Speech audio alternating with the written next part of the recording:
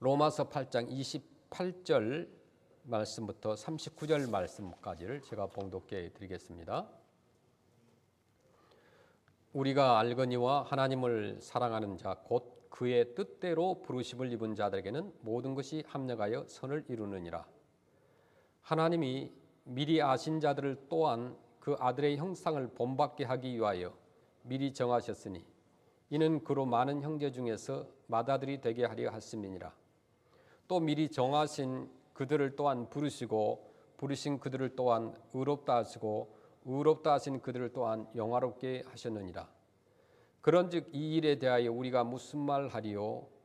만일 하나님이 우리를 위하시면 누가 우리를 대적하리요? 자기 아들을 아끼지 아니하시고 우리 모든 사람을 위하여 내주신 이가 어찌 그 아들과 함께 모든 것을 우리에게 주시지 아니겠느냐? 누가 능히 하나님께서 택하신 자들을 고발하리요? 의롭다 하신 이는 하나님이시니 누가 정죄하리요? 죽으실 뿐 아니라 다시 살아나신 이는 그리스도 예수시니 그는 하나님 우편에 계신 자요 우리를 위하여 간구하시는 자시니라. 누가 우리를 그리스도의 사랑에서 끊으리요? 환난이나 곤고나 박해나 기근이나 적신이나 위험이나 칼이랴. 기록된 바 우리가 종일 주를 위하여 죽임을 당하게 되며 도살당할 양같이 여김을 받았나이다 함과 같으니라. 그러나 이 모든 일에 우리를 사랑하시는 이로 말미암아 우리가 넉넉히 이기느니라. 내가 확신하노니 사망이나 생명이나 천사들이나 권세자들이나 현재 일이나 장래 일이나 능력이나 높음이나 깊음이나 다른 어떤 피조물이라도 우리를 우리 주 그리스도 예수 안에 있는 하나님의 사랑에서 끊을 수 없으리라. 아멘. 그러나 우리가 인생을 살아가면서 부딪히는 여러 가지 삶의 과제에서 성공하느냐 실패하느냐 또 승리하느냐 또 패배하느냐의 결정은 우리 자신들이 가지고 있는 어떤 능력, 어떤 확신, 그런 객관적인 조건 그 자체도 중요하지만은 가장 중요한 것은 먼저 그 사람이 어떤 일을 계획할 때, 시작할 때 내가 이 일을 해서 확실하게 승리할 수 있다라는 그 가장 기본적인 믿음이 필요하다고 합니다. 내가 성공할 수 있다는 확신을 얼마나 갖고 있느냐. 그것이 승리의 성공을 가능케 하는 중요한 요인으로 작용할 수가 있다는 것입니다. 우리가 성경에서 보면은 그런 예들을 많이 볼 수가 있습니다. 이제 사사기서에 보면 기드온의 300명 용사가 나옵니다. 우리가 이 드림센터 후원 펀드레이징을 할 때 300명 기드온 용사를 놓고 기도했었어요. 그래서 30불씩 한 달에, 그러니까 하루에 1불씩 해서 30불 한 달, 그래서 3년간 하면은 약 1000불 정도 되거든요. 이제 그런 기드온 용사 300명이 있으면은 우리의 목표가 이루어질 것이다. 이렇게 기도를 쭉 4년 전부터 시작을 했는데 또 하나님께서 그 기도를 다 이제 응답해 주시고 계십니다. 그런 것처럼 이 기드온의 그 300명 용사를 이렇게 다 골라냈죠. 거기에 기드온 300명 용사와 그때 맞서서 싸웠던 미디안의 군대가 있습니다. 그러니까 그 미디안의 군대의 숫자나 훈련 상황이나 또 그때 사용했던 병기들은 이 기드온의 군대를 수백 배 아니면 수천 배 압도하고 있었던 거죠. 그런데 어느 날 밤 그 미디안의 군대에 그 많은 군대와 장비와 전쟁을 하면은 게임이 되지 않죠. 기드온 용사와. 그런데 어느 날 밤에 그 미디안의 군인 한 사람이 꿈을 꾸게 됩니다. 수천 명의 그 군인들 가운데 한 사람이 꿈을 꾸게 돼요.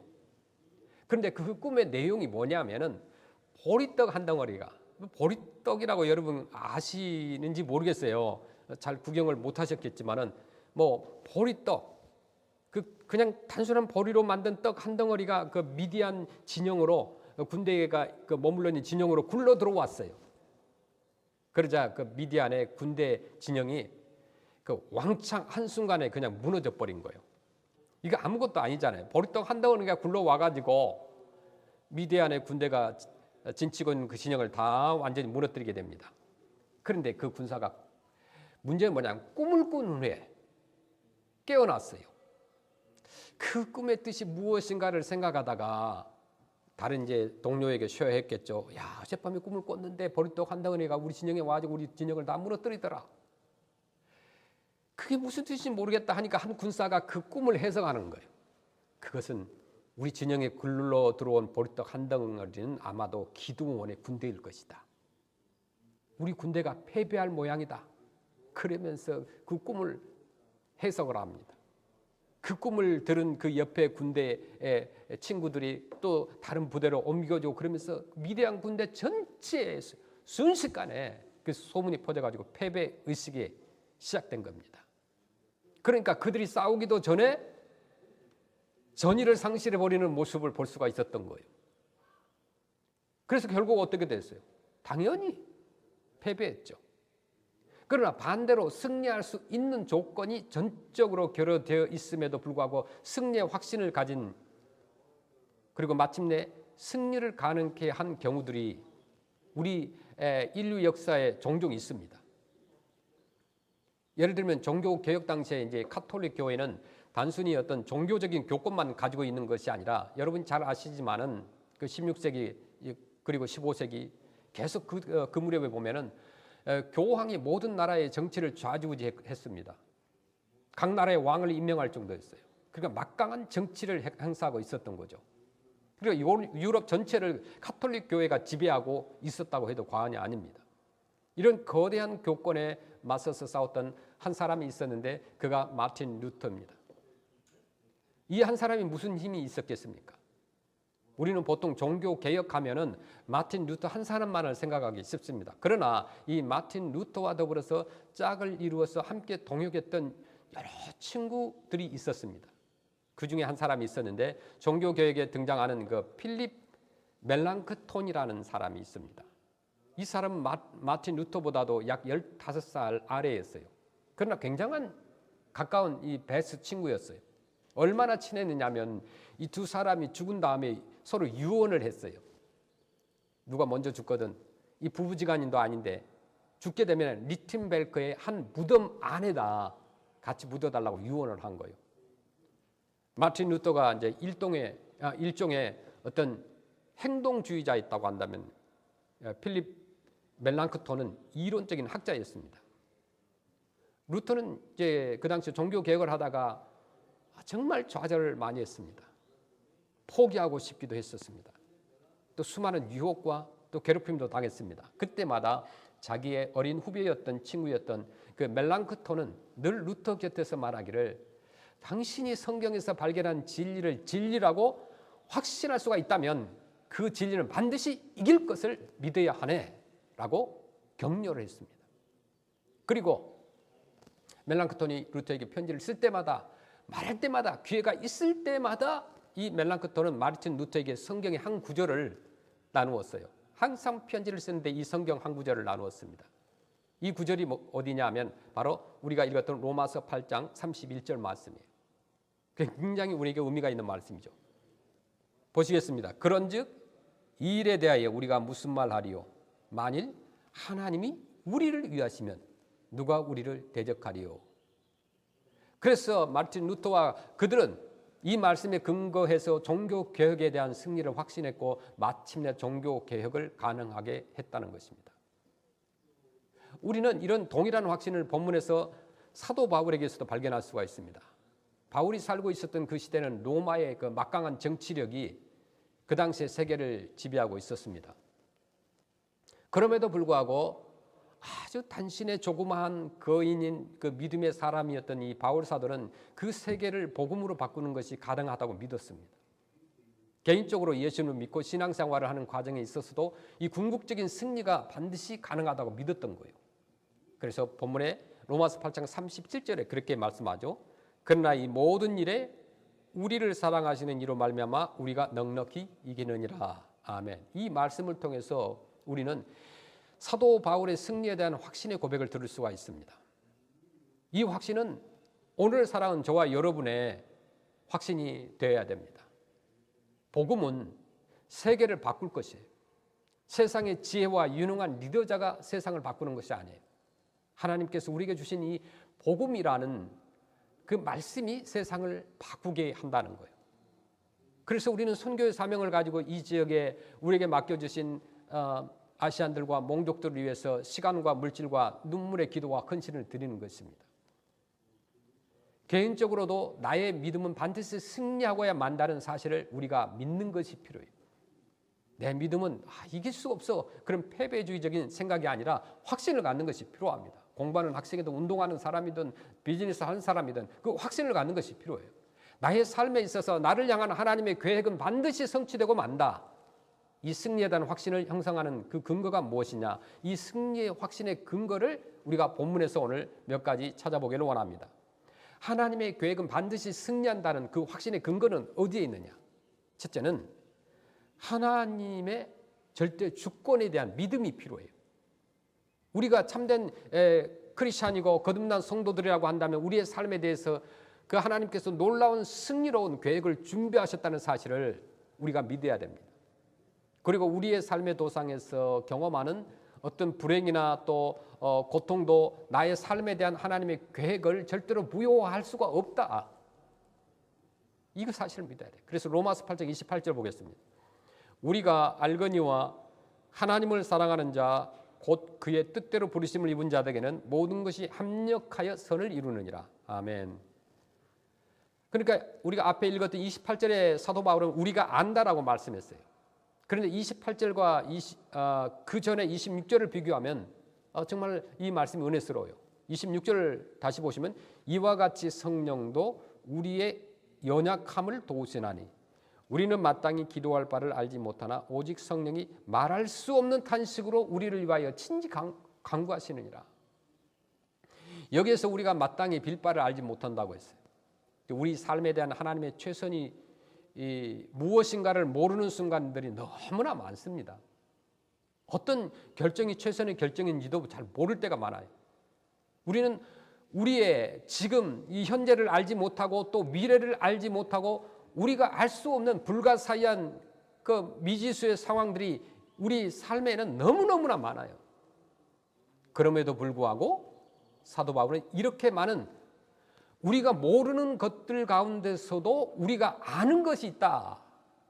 그것은 하나님을 사랑하고 그 뜻대로 부르심을 입은 자들에게는 모든 것이 어떻게 된다?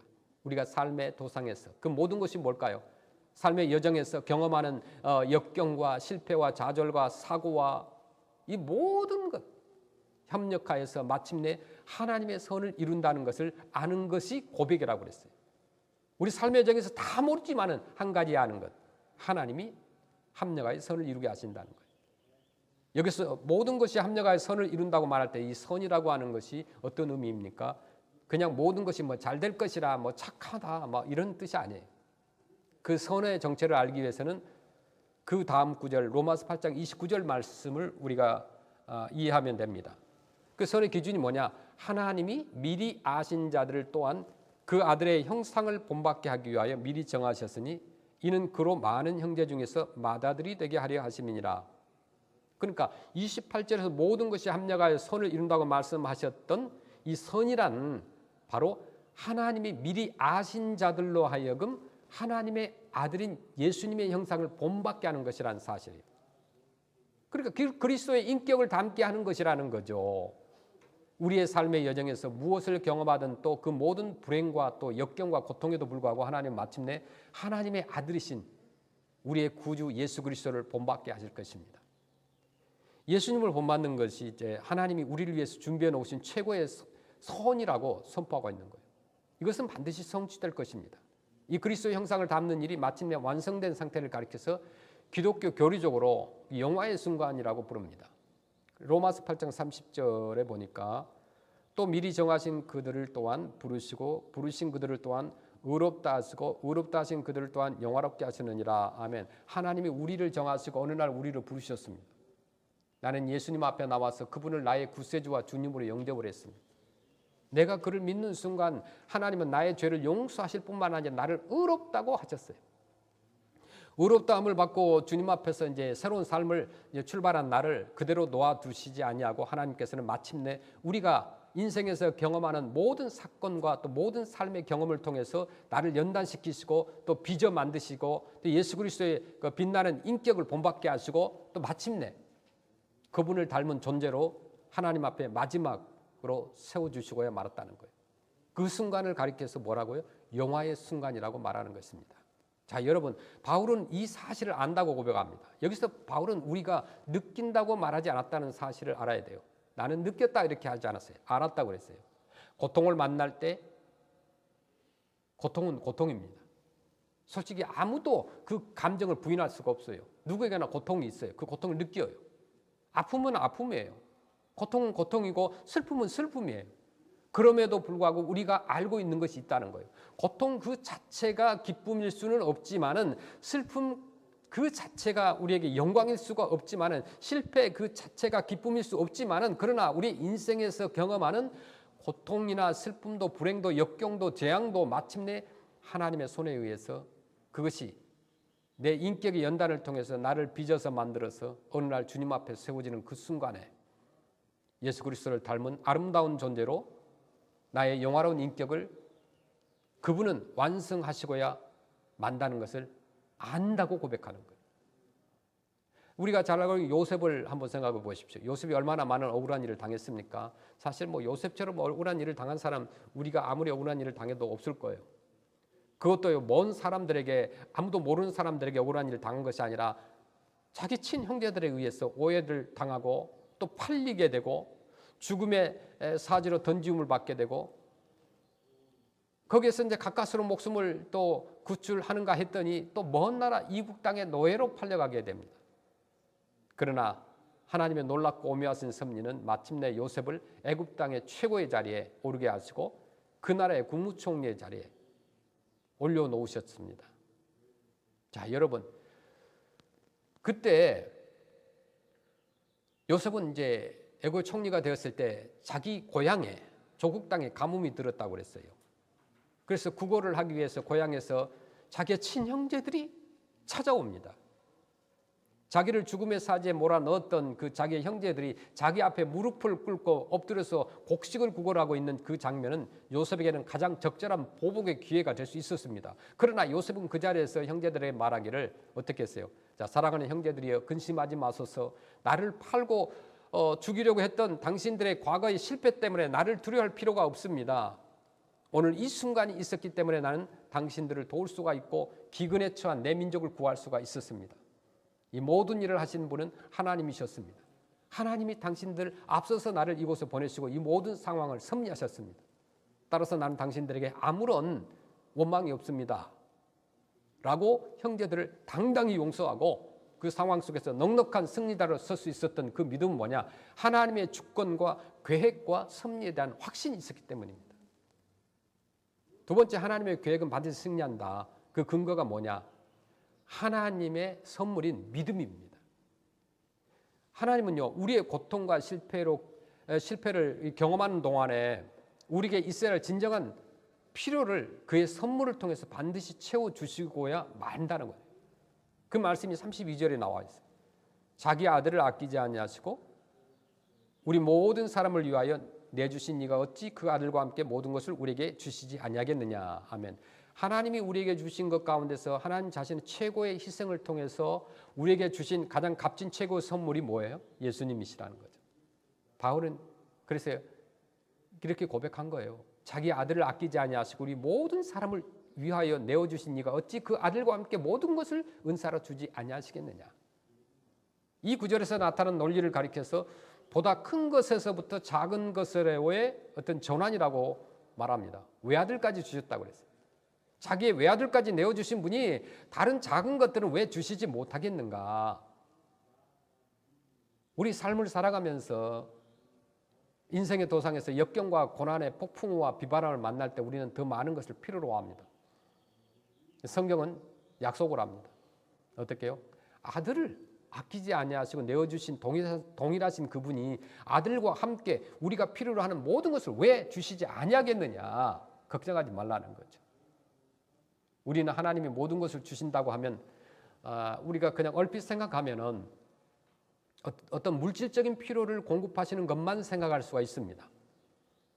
워낙 그 물질주의의 지배를 받고 살고 있는 어떤 우리 미국인들이나 한국인들의 사고에 특별히 오늘날 그 물질 문명의 지배에 아래서 살아가고 있는 모든 사람들의 사고가 어떤 물질 지향적이에요.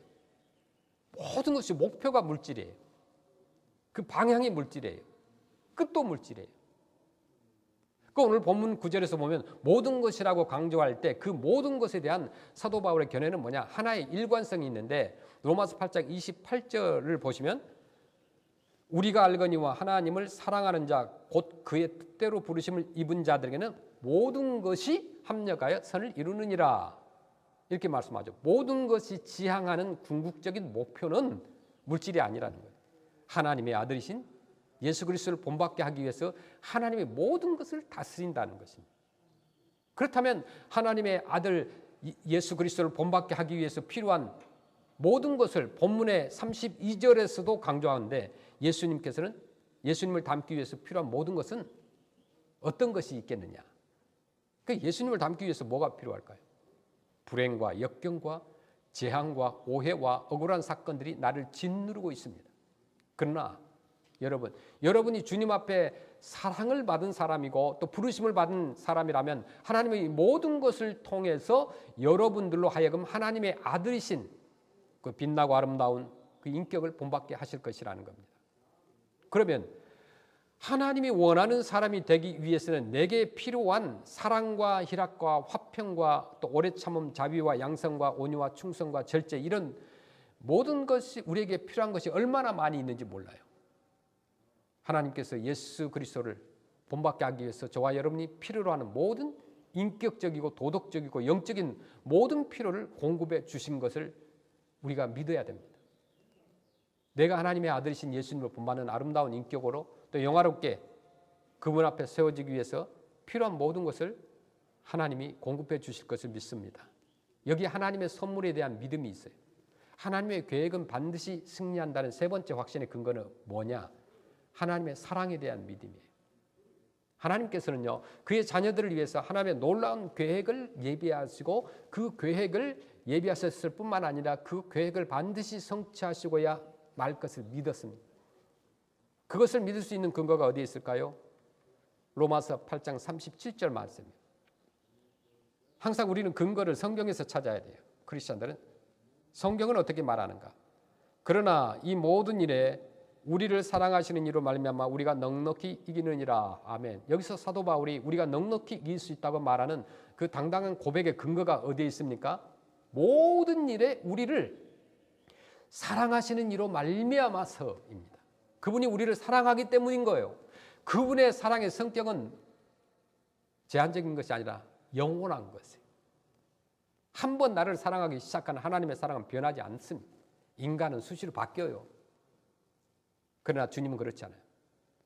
그렇다면 오늘이라는 이 현재의 삶의 순간에서 우리가 경험하는 그 아픔과 고통과 그 손해에도 불구하고 때로는 내 자신의 연약함 때문에 비틀거리기도 하고 주님을 떠나고 싶어하고 또 하나님의 목소리에 귀를 막아버리는 나의 실패와 무지와 또 나의 영적인 불순종에도 불구하고 그러나 나를 사랑하시되 끝까지 사랑하시는 하나님의 그 나를 향한 계획은 변치 않고 끝까지 완성한다는 것을 우리가 믿어야 돼요. 바로 이 영원한 사랑의말로 우리의 궁극적인 승리의 또 하나의 중요한 근거를 형성하고 있는 겁니다.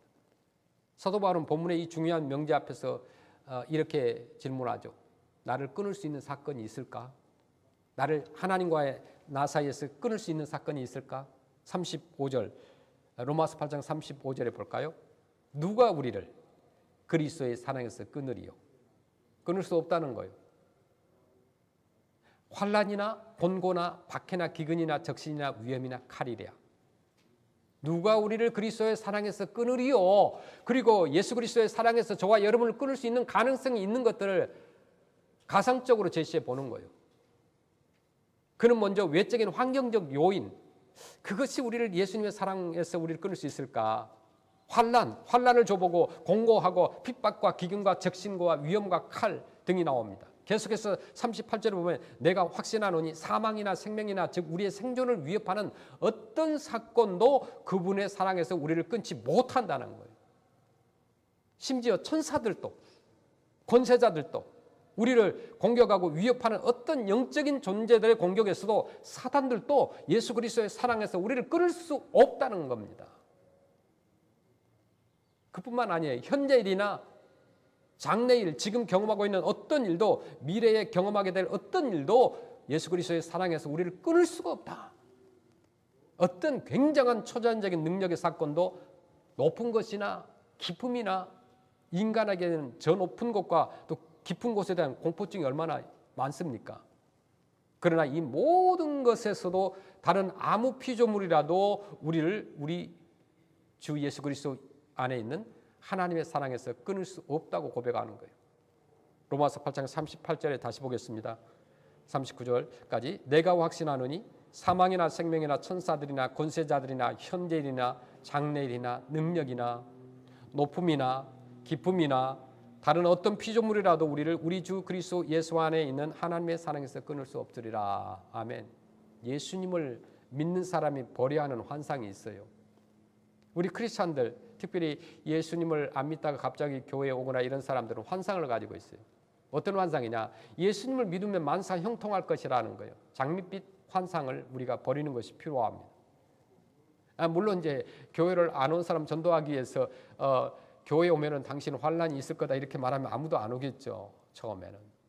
그러나 믿는 사람들, 예수를 믿는 사람의 삶은요, 우리 인생을 저와 여러분이 살아봤지만 장밋빛만 있는 게 아니에요. 상상할 수 없는 일이 얼마든지 우리 주변에 내 자신에게도 일어나고요, 일어날 수도 있다는 거예요. 항상 만사 형통한 게 아니에요. 고통과 위험으로부터 격리된 특별 보호구역은 없어요. 어디 인디안 보호구역처럼 우리를 보호할 수 있는 구역이 없어요. 고통이 찾아오면 사람들은 그렇게 얘기하죠. 하나님, 왜 나에게 이런 고통이 있습니까? 그러면서 하나님은 원망합니다. 그런 일이 일어나면 안 됩니까? 다른 사람에게는 고통이 있고 다른 사람에게는 그 나쁜 것들이 일어날 수도 있고 나에게 일어나면 안 되는가? 고통이라고 하는 것은요, 환난이라고 하는 것은 자신과 상관없다고 생각하는 그런 크리스찬들이 있어요. 대부분의 사람들이요, 믿든 안 믿든 성실하든 안 하든 고난은 누구에게나 있어요. 하나님께서 누구에게나 다 주셨어요. 또 그 고난이 누구에게나 있도록 만들어 놓으셨어요. 교만하지 않도록, 하나님을 찾게 하도록. 다른 사람은 다른 사람이 고난당하는 것을 바라보는 걸 좋아해요. 그런데 우리 크리스찬들 역시 똑같이 그렇게 생각해요. 남들이 고난당하는 것에 대해서 마음 아파하지 않아요. 저것은 나와 상관없는 일이다. 그래서 우리 기독교의 정신이 뭔가, 내 이웃을 내 몸과 같이 사랑하는 것은 다른 사람들이 고통당하는 것에 있어서 함께, 그가 슬퍼하는 것을 함께 울어주고 기뻐할 때 같이 기뻐해 주는 거예요. 그게 교회의 역할이에요. 그 하나님께서 원하시는 거예요. 지난주에 콩고에서 오신 목사님, 우리 이쪽 프레스노 사우스 지역의 커뮤니티에 함께 사역하는 분인데, 저하신 목사님이에요. 콩고에서 미국까지 유학 가서 박사학위 받고 교수가 되고, 콩고에서는 대단한 사람들. 근데 현재 그 콩고에 활화산이 터져가지고 수만 명의 이재민이 생겼어요. 이제 주중에 제가 이제 베지터블 이런 거 나오면은 가지러 가면서 서로 이야기합니다. 자기 조국을 위해서 기도해 달라는 거예요. 그런데 그 이재민들이 피난을 가는데 워낙 사람들이 많으니까 정부에서 어떻게 손을 못 쓰는 거예요. 유엔에서도 손을 못 쓰는 거예요. 그런데 그 가운데 속에서도 빛나는 사람이 있다는 거예요. 그 어떤 사람인가? 선교사입니다. 그분들이 자기 사제를 털어가지고 천막을 사가지고 옆 나라에서 구해가지고 트럭을 여기다 실어가지고 그 사람들을 모아서 그들을 도와주고, 한국에 긴급 요청을 하고 미국에 요청을 하고, 그래가지고 펀드를 모아가지고 임시 거처를 만들어주는 건데, 워낙 숫자가 많다 보니까 한두 사람이 아니니까 혼자 감당하기 힘든 거예요. 그래서 제가 그 이야기를 듣고 그분에게 얘기를 해줬어요. 그래서 그분은 자신은 잘 몰라요. 그런 상황을. 콩고 지진과 화산이 있다는 것은 알고 있지만은 그 현재 상황은 잘 모르고, 왜냐하면 그 현장에 자기 가족이나 친척이 없었기 때문에, 누가 알려주지 않았기 때문에. 그래서 진정한 크리스찬이 어떤 사람인가? 바로 내 이웃의 슬픔과 고난을 내가 함께 나누는 거예요. 그래서 그 콩고를 위해서 기도하자. 함께 그 펀드레이징을 하는데 돕자. 그러면서 이 사우스 프레스노 지역의 우리 목회자 협의회 함께 이제 내일 아침 항상 8시에 전체 미팅이 있어요. 줌으로. 그때 기도를 나누자고 그랬어요. 모든 사람이 고난을 겪고 있음에도 불구하고 고난은 내 자신과 상관이 없다고 생각하면 이것은 크리스찬이 아니에요. 이분 크리스찬이 아닌 넌 크리스찬도 그렇게 생각해서는 안 된다는 거예요. 그래서 미국의 정신이 무엇이었는가? 그것은 가난한 나라와 불쌍한 나라를 돕는 것이 미국의 정신이었어요. 원래 어떤 이기주의, 어떤 민족주의, 어떤 미국 우선주의가 아니었어요. 사실 보면 미국은 나누는 나라였어요. 그래서 우리 한국이 6.25 전쟁 이후에 거의 90% 정도의 원조가 미국에서 왔어요. 그리고 고아원을 지었고 학교를 짓고, 그래서 사실 한국이라는 나라가 그렇게 경제 발전이 이루는 기초를 만들어 놓은 것입니다. 그래서 대부분의 원조가 어디서 나왔냐? 그때 미국의 교회에서 모아가지고 그때 어떤 헌옷을 모으기도 하고, 그래서 한국으로 다 보냈던 것입니다. 지금의 50대 이상 되신 분들은 거의 다 아십니다. 미군들이 주었던 어떤 밀가루나 우유가루나 이런 것들 안 먹어본 사람 거의 없어요. 부자든 가난한 사람은 다 구경이라도 했어요. 학교에서. 그런 것이 진짜 하나님께서 원하시는 것이라는 거예요. 또 어제는 우리 이제 유스 칼리지 학생들 처음으로 1년 2개월 만에 모였다고 했잖아요. 이 일을 위해서 누군가가 또 서포트를 해야 되잖아요. 그래서 한 커플의 집사님께서 멀리서 새벽같이 오셨습니다. 오셔서 그 먼 길을 오시면서 너무너무 흥분됐다는 거예요. 이 학생들을 만나고 싶다. 그 만나서 어떻게 해야 될 것인가. 그리고 신방을 하고 싶다고 그랬어요. 그 새벽에 일어나서 이 부부가 여기까지 온다는 건 얼마나 힘든 일이겠어요. 5시간 넘게 운전하면서. 그럼에도 불구하고 그분들 안에 예수 그리스도의 사랑이 있었기 때문에 피곤하지 않았던 거예요. 저녁에 우리 9시 끝났어요. 다 정리하고 끝나고 내려가는데 그러면 또 5시간 운전하고 내려가야 돼요. 그게 무슨 돈 준다고 할 수 있겠느냐 이거예요. 하나님의 사랑이 그 안에 있기 때문에 그렇게 자기의 시간과 물질을 들여서 이곳에 와서 봉사할 수 있었던 것입니다. 우리는 이 땅에 사는 동안 이것을 분명히 알아야 돼요. 신자든 불신자든 신앙이 좋은 사람이든 신앙이 좋지 않은 사람이든 고통에는 예외가 없다는 거예요. 그럼에도 불구하고 세상에 그 무엇이 우리를 우리 주 그리스도 예수 안에 있는 하나님의 사랑에서 끊을 수 없다는 겁니다. 이것이 얼마나 감사한 일인지 몰라요. 사람들은요, 아무리 친해도 가까워도 언제든지 배신할 수 있어요. 배신자는 가장 가까운 곳에 있다고 그러잖아요. 그렇다고 여러분 부부가 지금 배신한다는 얘기는 아니고, 가장 가까운 곳에 배신자가 있다는, 항상 회사든 가까운 직원이든 또 보면은 항상 그래요. 우리 목회자 세계도 똑같더라고 보니까. 그러나 우리 하나님께서는 언제나 여러분과 함께 하십니다. 하나님은 절대로 배신 안 하세요. 여러분을. 여러분이 하나님을 배신하면 했지, 하나님은 여러분 배신하지 않습니다. 임마누엘 되신다고 그랬어요. 하나님이 우리와 함께 하신다. 우리가 너무나 좋아하는 성경 말씀이 있어요. 이것은 한국인이든 미국인이든 전 세계 모든 크리스찬들은 다 좋아하는 선거예요. 어떤 선거예요? 시편 23편이에요. 많은 사람이 암송하고 있죠. 여러분 눈으로 한번 따라 읽으시길 바랍니다. 시편 23편 1절부터 읽겠습니다. 여호와는 나의 목자시니 내게 부족함이 없으리로다. 그가 나를 푸른 풀밭에 누이시며 쉴 만한 물가로 인도하시는도다. 내 영혼을 소생시키시고 자기 이름을 위하여 의의 길로 인도하시는도다. 내가 사망의 음침한 골짜기로 다닐지라도 해를 두려워하지 않을 것은 주께서 나와 함께 하심이라. 주의 지팡이와 막대기가 나를 안위하시나이다. 주께서 내 원수의 목전에서 내게 상을 차려주시고 기름을 내 머리에 부으셨으니 내 잔이 넘치나이다. 내 평생의 선하심과 인자하심이 반드시 나를 따르리니 내가 여호와의 집에 영원히 살리로다. 아멘. 다윗은 이 유명한 시편에서 우리 자신 사람들을 양으로 그리고 하나님을 목자로 묘사했습니다. 이스라엘에서는 목자는 이상적인 리더를 묘사할 때 자주 사용됩니다. 목자 출신으로 또 이스라엘 다스리는 왕의 자리까지 오른 다윗의 자신도 그 경험을 살려가지고 이 시를 지은 거예요. 양떼에게는 목자는 어떤 존재입니까? 풀밭으로 인도에서 배불리 먹고 편안히 누울 수 있도록 쉴 수 있도록 하는 인도자입니다. 거친 광야길에서 빗물이 고인 곳을 찾아내어서 마시게 하는 길잡이입니다. 광야의 뜨거운 햇살에 탈진하여 쓰러진 그 양을 안아서 그늘로 데려가서 마사지를 해가지고 소생시키는 치료자입니다. 수많은 길들 중에서 쉴 만한 물가로 이르는 길을 찾아내고 인도하는 내비게이터예요. 물가로 이는 이 어두운 골짜기를 지나갈 때 이끄는 보호자, 수호자입니다.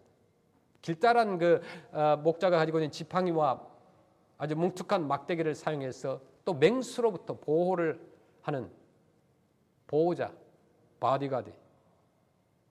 예수님께서도 스스로를 선한 목자라고 부르셨어요. 잃어버린 한 마리 양을 찾아서 헤매다가 기어이 찾아내는 목자고 또 양을 위해서 목숨을 버리는 목자입니다. 다윗은 이제 잔치상의 자리로 우리를 데려갑니다. 잔치의 주인은 원수들이 보고 있는 가운데 우리에게 상을 베풉니다. 우리를 귀한 손님으로 대접하기 위해서 기름을 우리의 머리에 부으십니다. 그리고 우리의 잔이 차고 넘치도록 부어주십니다. 이제 우리는 불확실한 미래에도 불구하고 여호와의 선하심과 인자하심이 나를 인도할 것이라는 확신을 가지게 됩니다. 과거에 나를 인도했던 그분께서 계속해서 나를 신실하게 선한 길로 인도하신다는 확신입니다. 때로는 내가 이해할 수 없는 길로 이끄시기도 하겠지만은 그 모든 것이 합력해서 선을 이룰 것이라는 확신을 가지게 됩니다. 나를 위해서 목숨을 버리기까지 하신 사랑하신 그 선한 목자이시기 때문에 그런 거예요. 그래서 우리는 이제 조용히 이 어려움과 고난 가운데서도 이렇게 고백할 수 있어요. 내가 여호와의 집에 영원히 살리로다. 우리를 사랑하시는 그분으로 말미암아 우리가 넉넉히 이기느니라. 우리의 삶에 닥쳐오는 이 불행과 역경과 고난에도 불구하고 만약 우리가 내 삶에 대한 하나님의 분명한 계획과 그 섭리를 믿을 수가 있다면, 그리고 내 삶의 도상에서 정말 내게 필요한 모든 인격적이고 도덕적이고 영적인 것들을 성실히 공급하시는 하나님을 믿을 수가 있다면, 내 삶의 죄악의 상황 속에서 나를 하나님의 사람이 계속된다는 것을 믿을 수가 있다면, 우리는 사도 바울과 함께 하나님 앞에서 이렇게 고백할 수 있어요. 우리를 사랑하시는 그분으로 말미암아 넉넉히 이기느니라. 이런 고백이 있기를 바랍니다. 오늘 우리 주신 말씀, 그 말씀을 통해서 우리 신앙 고백을 한번 결단하기를 원합니다. 하나님께서 우리에게 주실 그 드림센터를 통해서 하나님 나라가 확장되는 확신을 주신 하나님께 우리 감사해야 돼요. 뭐 그 줄지 안 줄지 모른다가 아니라 주시는 거예요. Almost there. 어제 우리 학생들 다 끝나고 이제 집에 데려다 줄 때 차량 세대로 이곳이 우리의 퓨처의 드림센터다. 그리고 거기 가서 기도했어요. 함께 다 같이 갔어요. 아이들이 놀란 거예요. 와, 너무 좋다는 거야. 빨리 들어가고 싶다는 거예요. 지금 순수함이 있어요. 우리 어른들은 가도 뭐 그냥 좋네. 뭐 이 정도로 끝나는 거예요. 표현력이 굉장히 학창시절은 좋았는데 어른 되고 나니까 나이 들고 나니까 표현력이 그냥 없어요. 그냥 좋다. 그냥 맛있어서 그냥 맛있나. 뭐 이 정도예요. 좀 감정 표현을 하는 것도 필요하다는 거예요. 저도 주중에 좀 굉장히 한 가지 어필을 받은 게 있어요. 뭐냐면 감사를 좀 하면 좋겠다. 누가 그랬어요. 그래서 열심히 감사를 연습하고 있어요. 우리 교회를 통해서 날마다 믿는 자리 더하는 확신을 하나님께서 주실 것입니다. 하나님의 주권에 대한 믿음의 확신, 하나님의 선물에 대한 확신, 하나님의 사랑에 대한 믿음의 확신, 그 믿음의 확신대로 살아갈 때 하나님께서 아름다운 그 결과를 우리에게 허락해 주실 줄로 믿습니다. 아멘.